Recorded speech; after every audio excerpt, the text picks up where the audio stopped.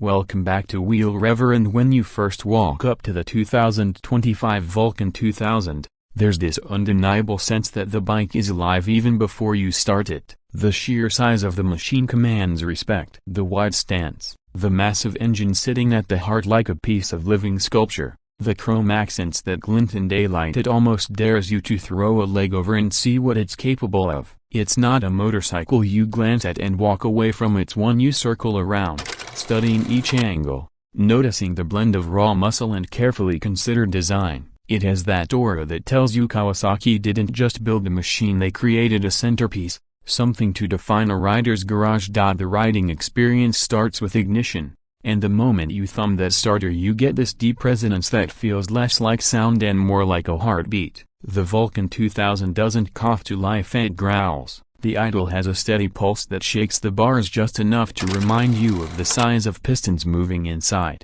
and every blip of the throttle gives a chest-punching rumble that seems to travel further than your own ears. It's one of those bikes where bystanders will turn to look even if they weren't planning to. Kawasaki has tuned the exhaust note to be commanding but not obnoxious, giving you that presence without alienating everyone at a stoplight. On the road, the power delivery is effortless. You twist the throttle and there's no hesitation, no scrambling to find the momentum.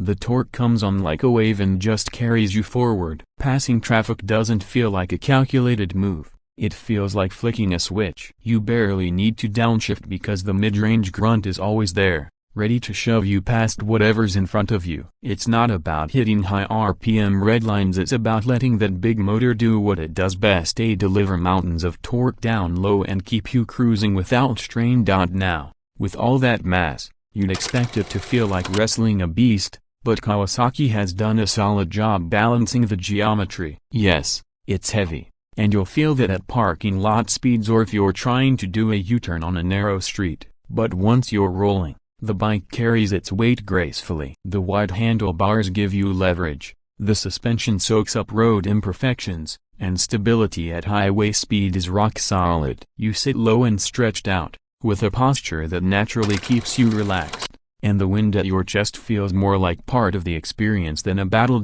One of the joys of long-distance cruising is comfort, and this is where the Vulcan really earns its touring stripes. The seat is wide, deeply padded, and shaped to keep you from sliding around. After an hour or two in the saddle, you don't feel cramped and you feel like you could keep going. The forward controls let your legs stretch, and if you add on accessories like a windshield or saddlebags, you suddenly have a full-on road trip machine capable of chewing up states or countries in a single ride. Kawasaki clearly had riders who love the open road in mind when designing the ergonomics. The instrumentation blends modern tech with classic style. At a glance you've got your speed, fuel, and tech info, but Kawasaki has included connectivity options for riders who want their phone to sync for navigation or music. The display doesn't scream sport bike gadgetry, instead, it feels integrated in a way that doesn't break the cruiser character. The lighting package being all LED not only modernizes the look but adds visibility at both seeing and being seen.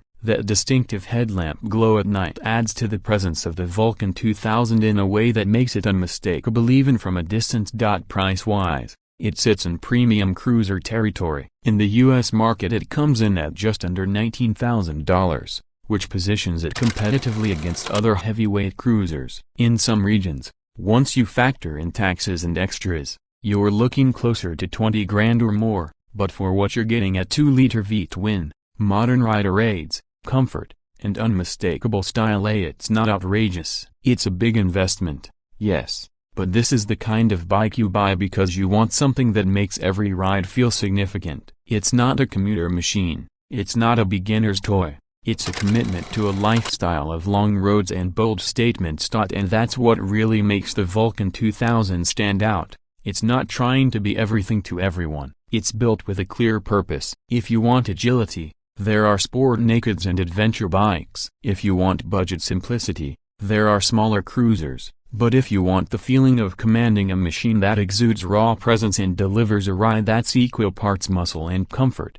this is where you land. Kawasaki could have played it safe and built another mid-sized cruiser, but they chose to bring back something unapologetically large, and that boldness is what gives it an edge. Every time you park it, You'll catch yourself looking back at it, and not just because of the chrome catching the light, but because bikes like this carry an energy. They make you feel like the road ahead isn't just transportation, it's an event waiting to happen. The 2025 Vulcan 2000 is not a motorcycle you forget about once you step off. It's one that lingers in your head, a machine that defines the day you ride it. So if you're looking for something that marries Kawasaki reliability with a truly massive cruiser experience, the Vulcan 2000 should be high on your list.